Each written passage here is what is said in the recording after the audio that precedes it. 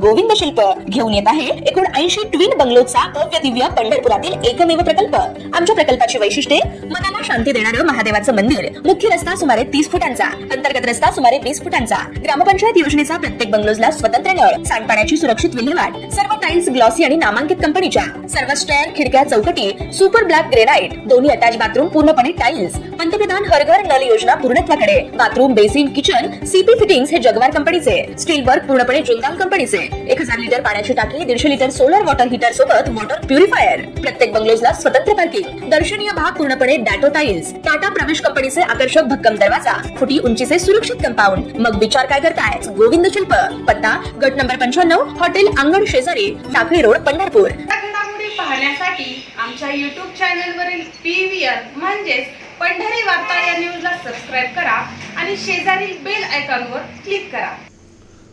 भूवैकुंठ पंढरपूर राज्यातल्या देशातल्याच नाही तर अगदी जगभरातल्या कोट्यावधी विठ्ठल भक्तांचं एक पवित्र स्थान। कोणी या पंढरीला माहेर म्हणतात, तर कोणी संतांचे माहेर घर, तर कोणी समतेची नगरी। देशाच्याच नाही तर अगदी जगभरात पंढरपूरच्या परंपरेचा, वारकरी परंपरेचा, संत साहित्य परंपरेचा उल्लेख मोठ्या आदराने केला जातो। इथला साधेपणा, सोजवळपणा, इथे येणाऱ्या भाविकांचा निर्मळपणा आणि गरिबांचा दैवत म्हणून विख्यात असलेला आपला विठोबा माऊली आणि येथे येणाऱ्या भक्तांना सुविधा देण्यासाठी म्हणून नियुक्त करण्यात आलेली मंदिर समिती। पंढरपुरात येणारा भाविक वारकरी हा आपला अन्नदाता आहे अशीच येथील नागरिकांची भावना आहे। परंतु गेल्या काही वर्षापासून सातत्याने श्री विठ्ठल रुक्मिणी मंदिर समितीबाबत निरनिराळ्या अपेक्षाभंग आणि अपेक्षा व्यक्त होताना दिसून येत आहेत। अपेक्षाभंग यासाठी व्यक्त होताना दिसून येत आहे की मंदिर समितीकडून या शहरातील नागरिकांना, येथे येणाऱ्या भाविकांना ज्या अपेक्षा आहेत, वेगळं काहीतरी करण्याच्या अपेक्षा आहेत। कारण आज जग इंटरनेटच्या माध्यमातून, समाज माध्यमांच्या माध्यमातून खूप जवळ आलेलं आहे।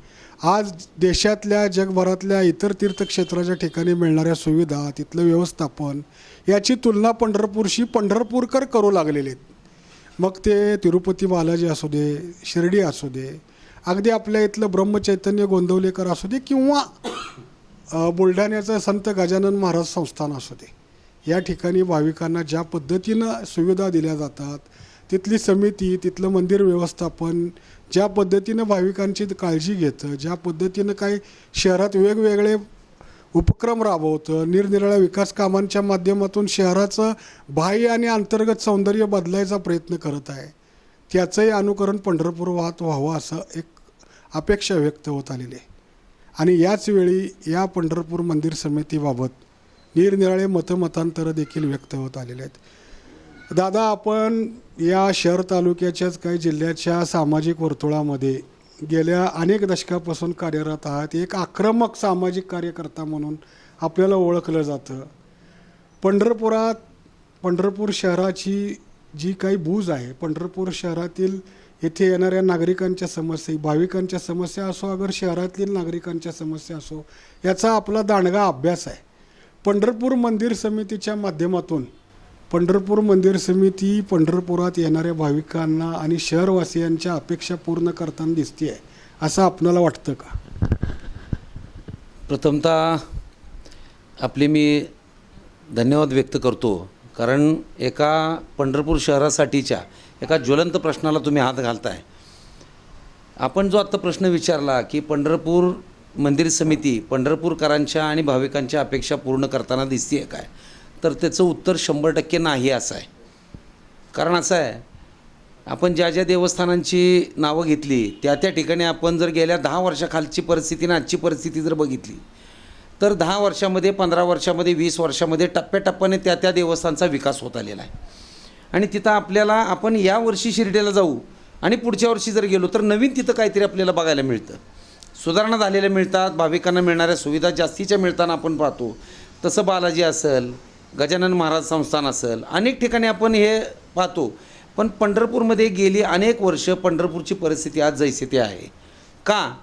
कारण इथलं मंदिर समितीचं प्रशासन, मंदिर समिती पूर्वी बडवे आणि शासन यांची केस सुप्रीम कोर्टामध्ये चालू होती, त्यावेळेची लोक म्हणजे तत्कालीन अध्यक्ष अण्णा डांगे आणि त्यांची टीम ते असं सांगायची की आम्हाला तेवढे अधिकार नाही आहेत, आम्ही पंढरपूर शहरासाठी किंवा पंढरपूरच्या विकासासाठी आम्ही काही खर्च करू शकत नाही, कारण आम्हाला तेवढे अधिकार नाहीत. सुप्रीम कोर्टामध्ये ती केस चालू आहे. आमची समिती हे अजून स्वतंत्र नाही. साधारण 2016-17च्या दरम्यान तो सुप्रीम कोर्टाचा निकाल लागला आणि शासनाच्या ताब्यामध्ये पूर्णतः मंदिर आलं. त्याच्यानंतर पुन्हा काही नियुक्त्या झाल्या. तिथून आज जवळजवळ 7-8-9 वर्ष होत आली, परंतु पंढरपूरची परिस्थिती आजही जैसी ती आहे. मंदिर समिती प्रशासन हे पूर्णपणे ह्या सगळ्या गोष्टी, ह्या सगळ्या सुविधा पुरवण्यासाठी असमर्थ ठरलेलं आहे.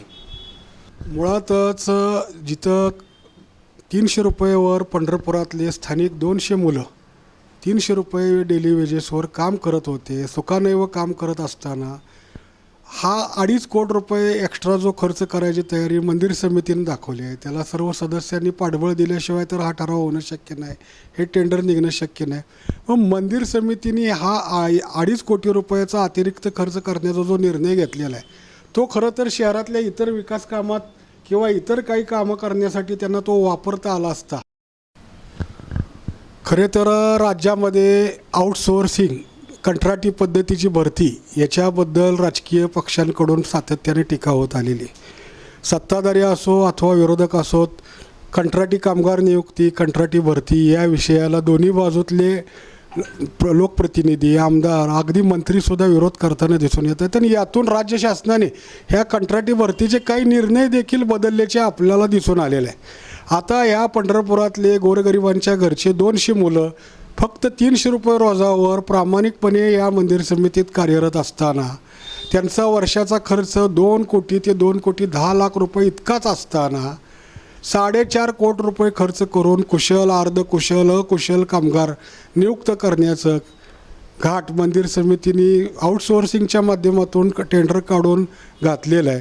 याला विरोध झाला पाहिजे अशी एक भावना अनेक जण समाज माध्यमातून व्यक्त करत आहेत.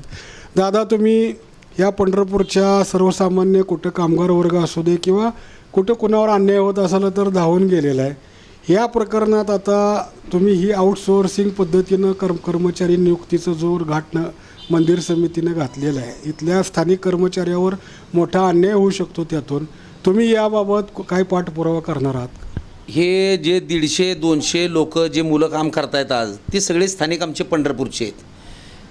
एक तर मंदिर समितीचा आमच्या विकासात वाटा शून्य आहे. आम्हाला मंदिर समिती, पांडुरंगाचा आशीर्वाद आम्हाला आहे, परंतु मंदिर समितीच्या माध्यमातून कोट्यवधी रुपयाचे देणग्या मिळतात. त्या सगळ्या तुम्ही एफड्या करता, त्याच्यामध्ये अनेक प्रकारचे गैरप्रकार आहेत, ते हळूहळू उघड होतील. परंतु हे करत असताना आज ही 200 कुटुंब तुम्ही उद्ध्वस्त करायचा घाट घातला आहे. उद्या जो ठेकेदार येणार आहे तो त्याच्या मर्जीतली किंवा ज्या समाजाचा तो ठेकेदार असेल प्राधान्य त्याच्या समाजाला देणार आहे आणि कष्ट करणाऱ्या मुलांना त्याच्यापासून वंचित ठेवलं जाणार आहे. तर ते न होण्यासाठी मी माझी संघटना, बाहेरगावचे अनेक कर्मचारी घेऊ शकतात, बाहेर राज्यातले कर्मचारी येऊ शकतात. सुरक्षेचा प्रश्न उपलब्ध पंढरपूर शहराच्या मंदिराच्या सुरक्षेचा प्रश्न येणारच आहे. पण त्याच्यामध्ये दुसरी गोष्ट अशी आहे, हे 4.5 कोटी म्हणजे परमनंट 4.5 कोटी टेंडर नाही. हे भविष्यात हे लोक जास्तीचे कामगार लावलेत असं म्हणून हे 7 कोटी 8 कोटीवर पण नेऊ शकतात. म्हणजे आषाढी वारीच्या दरम्यान आम्हाला 200च्या ऐवजी आम्हाला 500 मुलं लागली. कागदावर मुलं तुम्ही डिमांड करायची आणि कागदावरच ठेकेदारानं सप्लाय करायची. अशा पद्धतीने हे 4.5 कोटी बेसिक आहे. 4.5 कोटी टेंडर उद्या 5 कोटी 7 कोटी 8 कोटीवर पण जाऊ शकतं. आणि याच्या माध्यमातून मंदिर समितीच्या भाविकांच्या उत्पन्नातून जो पैसा आला आहे त्या पैशात भ्रष्टाचार होण्याचा 100% संभव असल्यामुळं मी आणि माझी संघटना आणि आमच्या पंढरपूरचे काही लोक एकत्र करून याच्या विरोधात आम्ही निश्चित आवाज उचलणार. आम्ही मुख्यमंत्री असतील, दोन्ही उपमुख्यमंत्री असतील, अर्थमंत्री असतील, कामगार कल्याण विभाग असेल, न्याय व विधी विभाग असेल आणि ह्या सगळ्यांना आम्ही एकत्र करून निवेदन देऊन आम्ही याच्या विरोधात आवाज उचलणार आणि मंदिर समितीने ह्या आउटसोर्सिंगचं टेंडर बंद करावं आणि मंदिर समितीनंच ही मुलं कॉन्ट्रॅक्ट बेसवर घ्यावीत, अशासाठी आम्ही संघर्ष उभा करणार आहोत. धरणी समितीकडून पंढरपूर शहरातील नागरिकांच्या अपेक्षा असताना काहीतरी वेगळं पंढरपुरात या समितीच्या माध्यमातून व्हावं. जसं गजानन महाराज संस्थांच्या वतीनं होतं आहे तसं आज MI तलाव आहे किंवा शहरातील इतर ठिकाणं आहेत. पूर्वी मंदिर समितीच्या माध्यमातून बस सुरू करण्याचा प्रयत्न झाला होता.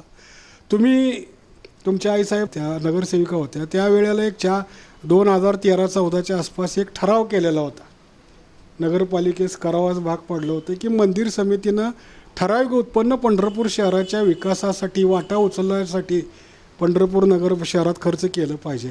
त्याबाबत तुम्ही काय आठवणी सांगू शकाल? त्या ठरावातून तुम्हाला काय मांडायचं होतं? माझी आई 2011 ते 2016पर्यंत नगरसेविका पंढरपूर शहराची होती. त्यावेळेस साधारण 2013 किंवा 14 साली एक ठराव आम्ही जनरल बॉडीला आणि स्टँडिंग कमिटीकडे केला होता. त्याच्यामध्ये असं होतं की मंदिर समितीनं त्यांच्या उत्पन्नातला 50% हिस्सा हा नगरपालिकेकडे वर्ग करावा आणि त्या माध्यमातून पंढरपूरचा विकास व्हावा. कसं आहे, पंढरपूरच्या विकासासाठी जो शासनाचा 1 रुपया येतो त्यातले जवळ 60-65 पैसे जर पंढरपूर शहरासाठी गेले, पंढरपूरच्या नागरिकांसाठी गेले, तर राहिलेले 40-45 पैसे किंवा 40 पैसे हे येणाऱ्या भाविकांवर पंढरपूर नगरपालिकेला खर्च करावे लागतात. आणि उत्पन्न पंढरपूर नगरपालिकेला काय भाविकांचं तर शून्य आहे. त्याचं उत्पन्न कोणाला मिळतं आहे तर काही व्यापारी आणि मंदिर समिती.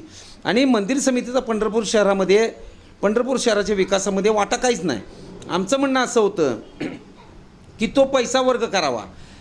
अण्णा डांगेंनी त्या टायमाला आम्हाला काय सांगितलं की आम्ही ते करू शकत नाही, कारण आम्ही कायमस्वरूपी म्हणजे कोर्टात वाद चालू असल्यामुळं आम्हाला तेवढे अधिकार नाहीत. आज तेवढे अधिकार मिळालेत. पण त्यावेळेस आम्ही एक दुसरी गोष्ट सुचवली होती की जर तुम्हाला भाविकांसाठी करायला जर अथॉरिटी किंवा अधिकार असतील तर तुम्ही एक काम करा, पंढरपूर शहरामध्ये पाणी पुरवठा, पंढरपूर शहरामधले आरोग्य व्यवस्था आणि पंढरपूर शहरामधली लाईट व्यवस्था ह्या तिन्हीपैकी कुठल्याही एका कमिटीचा म्हणजे भार मंदिर समितीनं उचलावा. वर्षाला काय 1 कोटी, 1.5 कोटी, 2 कोटी रुपये त्याचा जो खर्च येईल तो मंदिर समितीनं करावा. आणि त्याच्यामुळं नगरपालिकेचा खर्च वाचून नगरपालिका विकास कामात खर्च करेल, किंवा मंदिर समितीनं वर्षाकाठी 4 कोटी 5 कोटी रुपये खर्च करून पंढरपूर शहरातल्या दरवर्षी 3 चौक निवडायचे आणि त्या 3 चौकांचं सुशोभीकरण मंदिर समितीनं करायचं. एका चौकाला 1 कोटी, 1.25 कोटी, 1.5 कोटी रुपये तुम्ही जर खर्च केले, मग तिथं काही झाडे असतील, लॉन असेल, काही एखादी मूर्ती असेल किंवा पांडुरंगाचं आध्यात्मिकाचं काहीतरी काय तिथं तुम्ही जर एखादा सिम्बॉल उभा केला, तर पंढरपूरचे 3 चौक जर दरवर्षी मंदिर समितीनं सुशोभीकरण केलं तर 10 वर्षात अख्खं पंढरपूर तुम्हाला सुंदर दिसेल. ही परिस्थिती आहे. परंतु मंदिर समिती करतंय काय, आता पंढरपूर नगरपालिकेची 8 एकर जागा मंदिर समितीला नाममात्र भाड्याने दिली गेली. तिथं आज मंदिर समितीचं भक्त निवास उभा आहे. आपण जर बघितलं तर ते जसं तयार झाले तसं ते BVG नावाच्या किंवा कुठल्या तरी एका संस्थेला चालवायला दिलं आहे. त्यातनं मंदिर समितीला उत्पन्न किती आहे? शासनाचे किंवा मंदिर समितीचे 70-80 कोटी 90 कोटी रुपये खर्च करून तुम्ही ते भक्त निवास उभारलं, पण त्याचं उत्पन्न काय आहे मंदिर समितीला? काहीच नाही. असेल काय थोडंफार ते दुसरे संस्था चालवती, त्याही तिथं जर आपण बघितलं, आता मंदिर समितीचे जे काही ते 300-350 रूम त्या भक्त निवासमध्ये आहेत. अनेक वेळा असं बघण्यात येतं वारीच्या वेळेस, गर्दीच्या वेळेस, शनिवार रविवारच्या वेळेस त्या मंदिर समितीचं सांगितलं जातं काउंटरवर, नाही रूम फुल आहेत. आणि मग बाहेर दुसरा मुलगा त्यांना काढतो, काय पाहिजे तर रूम पाहिजे. मग तिथं किती आहे समजा भाडा 1000 रुपये, कॅन्सल करतो, 1,500 रुपये द्या. अशा पद्धतीने पुन्हा त्यांना रूम उपलब्ध करून दिली जाते. दुसरी गोष्ट अशी आहे की त्या भक्तनिवासच्या कडेनं दोन्ही बाजूनी साधारण 60, 65, 70 गाळे काढलेले आहेत. तिथं परिस्थिती बघितली तर तिथं जवळपास कुठं रेसिडेन्शियल एरिया खूप कमी आहे. त्याच्यामुळे एकतर ती गाळे अजूनही पूर्णतः गेलेले नाहीत. एक 10% दुकान गाळे हे भाड्याने गेलेले आहेत. 90% गाळे अजून तशीच आहेत. पुन्हा मंदिर समितीनं त्याचं आता रिटेंडर करायचं ठरवलं आहे. मग तिथं कुणी नाभिक समाजाचा एखादी युवक असेल, त्यांनी 10-5 लाख रुपये फर्निचर करून तो गाळा सजवला आहे. कुणी अजून इतर काही, कुणी चहा कॅन्टीन टाकलं आहे, कुणी इतर काही गोष्टी टाकल्या आहेत. आपण एखादा दुकान गाळा भाड्याने घेतल्यानंतर तिथं काहीतरी फर्निचर म्हणा इतर गोष्टीवर आपण एक 10-5 लाख रुपये खर्च करतो. 3 वर्षाचा करार केला होता, मान्य आहे. त्यांना करार वाढवून द्या तुमच्या नियमानुसार 5%, 10% जे काय वर्षाला वाढ आहे ती घेऊन तुम्ही त्याला वाढवून द्या. तसं न करता आज पुन्हा त्या दुकान गाळ्यांचं टेंडर काढायचा घाट मंदिर समितीनं घातला आहे. आणि त्या युवकांना ज्यांनी तिथं 5-10 लाख रुपये खर्च केले त्यांना पुन्हा ते सगळं फर्निचर मोडून काढायचं आणि तिथं पुन्हा दुसरा कोणीतरी तिथं तुम्ही उभा करायचा. मुळात ते गाळे जात नाहीत. तुम्ही जर तिथं जाऊन परिस्थिती बघितली, तिथलं शूटिंग घेतलं तर आजही तिथले 90% गाळे बंद आहेत. पण तरी मंदिर समिती पुन्हा बरं काढा ना, जे मोकळे त्यांचा लिलाव काढा. जे दुकान गाळे भाड्याने गेलेले आहेत त्यांचा पुन्हा लिलाव काढायचं कारण काय? त्यांना उठवायचं आणि पुन्हा तिथं दुसरं काहीतरी घालायचं. मुळात त्याची परिस्थिती अशी आहे की मंदिर समितीला जागा नगरपालिकेला भाड्याने देताना मला मिळालेली माहिती, जे दुकान गाळे आहेत ते नगरपालिकेला वर्ग करायचे आहेत. पण ते वर्ग न करता त्याचं उत्पन्न आज मंदिर समिती खाती आहे. पण ते सुद्धा गाळे भाड्याने जात नाहीत. मग का जात नाहीत त्याचं आत्मपरीक्षण करायचं सोडलं, पण त्याचं पुन्हा रिटेंडर करून जे काय 10-5 गाळे भाड्याने गेलेत ते सुद्धा उठवायचं काम मंदिर समितीकडनं केलं जातं आहे. दादा, मंदिर समितीकडून येथे दर्शन रांगेमध्ये मोफत खिचडी वाटप केली जाते, अन्नछत्र सुरू केलेलं आहे. त्या ठिकाणी रोज 2-1 हजार भाविक त्याचा लाभ घेतात असाही दावा त्यांच्याकडून केला जातो आहे. त्याचबरोबर मंदिर समितीकडून भाविकांना यात्रा कालावधीमध्ये मोफत इतर काही सुविधा दिल्या जातात असाही दावा केला जातो. परंतु मंदिर समितीचं उत्पन्न मात्र गेल्या अनेक वर्षांमध्ये अगदी वर्षाकाठी 30 ते 40% वाढत चाललेलं आपणाला दिसून येते. पूर्वी पंढरपूर विठ्ठल रुक्मिणी मंदिर समितीचे जे उत्पन्नाचे आकडे होते त्याच्यामध्ये भरीव वाढ होत असताना, त्याचे आकडे वारंवार जाहीर होत असताना ह्या पंढरपूर शहरासाठी मंदिर समितीनं काहीतरी करावे अशी एक अपेक्षा व्यक्त होत होती. यातूनच मंदिर समितीने प्रदक्षिणा मार्ग, मंदिर परिसर आणि वाळवंट स्वच्छतेसाठी 2.25 कोटी रुपयाचं टेंडर काढलं. प्रत्यक्ष आज नदीची, चंद्रभागेची अवस्था अतिशय बकाल आहे. परंतु चंद्रभागेचं पावित्र्य जपण्यात मंदिर समिती मात्र अपयशी ठरते किंवा कुठलीही भूमिका पार पाडत नाही. खरे तर चंद्रभागा ही श्रद्धास्थान आहे. जसं विठ्ठल श्रद्धास्थान आहे, जसं विठ्ठलाला मायबाप म्हणलं जातं, तसं चंद्रभागेला भाविक भक्त, संत, बहीण म्हणत आलेले आहेत. त्या चंद्रभागेसाठी मंदिर समितीनं काय करावं अशी एक अपेक्षा आहे. त्याबाबत काय वाटतं? मंदिर समिती जोपर्यंत स्वतंत्र नव्हती तोपर्यंत त्यांना मर्यादा होत्या, ही गोष्ट आपण समजू शकतो. परवाच मी आमच्या काही मित्रांशी बोलताना सांगितलं की एक हात मंदिर समितीचा आणि एक हात शासनाचा, हे 2 हात जर पंढरपूरचे 2 हात जर या दोघांनी पकडले तर पंढरपूरचा चौफेर विकास होणार आहे. परंतु मंदिर समिती त्याच्यामध्ये फेल जाते आहे, कारण मंदिर समितीची इच्छाच नाही. आता त्यातली काही उदाहरणं म्हणून तुम्हाला सांगतो. पंढरपूरमध्ये मंदिर समितीकडं काही युवक काम करत आहेत. साधारण 250 ते 200 युवक रोजच्या 300 रुपयाच्या रोजंदारीवर काम करत आहेत. ते पंढरपूर शहरामधले युवक आहेत, पंढरपूर तालुक्यामधले काही युवक आहेत, सर्व जाती धर्माचे युवक आहेत. आता त्या मुलांकडनं मंदिर समिती सुरक्षेचं असेल, मंदिर समिती स्वच्छतेचं काम असेल, अशा अनेक प्रकारची कामं करून घेतात आणि हे गेली अनेक वर्ष सुरळीत चाललं आहे.